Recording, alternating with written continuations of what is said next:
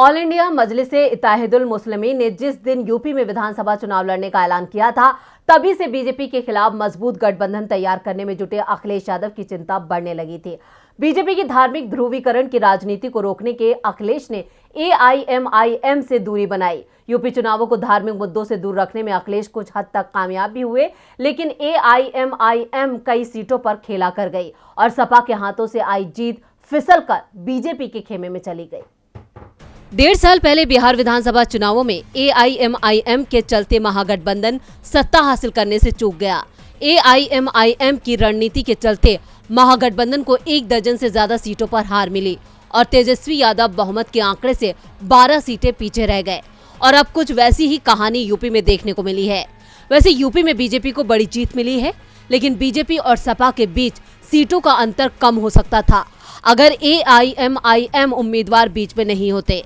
बिहार की तरह यूपी में 10 से ज्यादा सीटों पर एआईएमआईएम उम्मीदवारों के चलते सपा को हार का सामना करना पड़ा।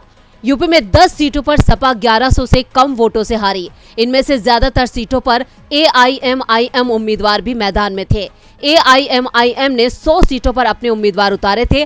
पार्टी ने अधिकांश सीटों पर मुस्लिम उम्मीदवार उतारे, जिसका फायदा बीजेपी को मिला। जिन सीटों पर एआईएमआईएम उम्मीदवारों के चलते सपा हारी, उनमें मुस्लिम बहुल आबादी वाली बिजनौर सदर सीट इस बार बीजेपी के खाते में गई।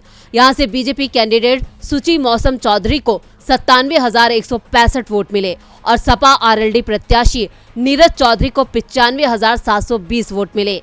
एआईएमआईएम को वोट मिले 2290, जिससे बीजेपी ये सीट 1445 वोटों से जीत गए। सहारनपुर जिले की नकुल विधानसभा सीट से सपा ने धर्म सिंह सैनी को टिकट दिया था, जो चुनावों से पहले बीजेपी से इस्तीफा देकर सपा में शामिल हुए थे। यहां बीजेपी के मुकेश चौधरी को 1,41,14 वोट मिले। सपा कैंडिडेट धर्म सिंह सैनी को 1,37,99 वोट और एआईएमआईएम प्रत्याशी रिजवाना को 3,593 वोट मिले। एआईएमआईएम उम्मीदवार के चलते सैनी 315 वोटों से चुनाव हार गए। बाराबंकी की कुर्सी सीट पर बीजेपी के सकेंद्र प्रताप को 1,18,720 वोट, सपा के राकेश वर्मा को 1,18,503 वोट मिले और एआईएमआईएम के कामिल अशरफ खान को 8,541 वोट मिले। सपा गठबंधन ये सीट 217 वोटों से हार गई। इसी तरह जौनपुर जिले की शाहगंज सीट पर बीजेपी गठबंधन से निषाद पार्टी के रमेश सिंह को 86,980 वोट मिले। सपा गठबंधन के शैलेंद्र यादव ललई को 86,514 और एआईएमआईएम के नायाब अहमद खान को 8,128 वोट मिले। बीजेपी गठबंधन ये सीट 468 वोटों से जीत गई। पहली बार इस सीट पर बीजेपी गठबंधन को जीत मिली है। अवध क्षेत्र की सुल्तानपुर सीट पर सपा गठबंधन की जीत में एआईएमआईएम आड़े आ गई।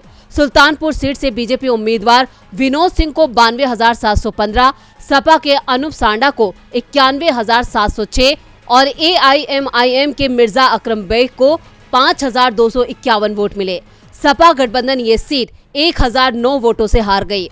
औराई सीट पर बीजेपी के दीनानाथ भास्कर को 93,691 वोट मिले। सपा के अंजनी को 92,044 वोट, ओवैसी की पार्टी के टेड़ाई को 2190 वोट मिले। इस सीट पर जीत का अंतर था 1647 वोटों का। मुरादाबाद नगर सीट पर बीजेपी के रत्नेश कुमार गुप्ता को 1,48,384 वोट मिले। सपा कैंडिडेट यूसुफ अंसारी को 1,47,602 और एआईएमआईएम प्रत्याशी वकील रशीद को 2661 वोट मिले। सपा गठबंधन इस सीट पर 782 वोटों से हार गया।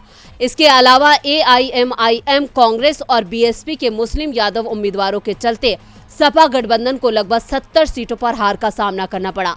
यानी सपा गठबंधन की हार में बीजेपी विरोधी पार्टियों ने ही सबसे बड़ा योगदान दिया। डीबी लाइव की रिपोर्ट।